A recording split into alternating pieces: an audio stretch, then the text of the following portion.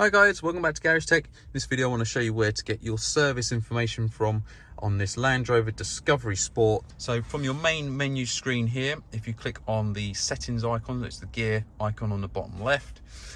From here then you go to all on the bottom, so just click all, gives you these options. Then from here you go to vehicle.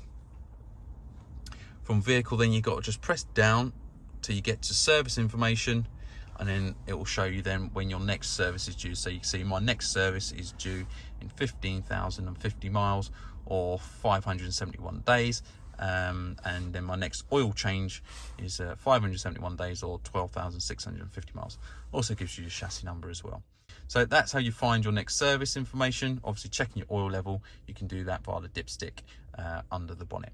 Okay guys, thanks for watching. As always, if you like these videos, hit the subscribe, give us a thumbs up, and leave your comments below. Thanks, take care.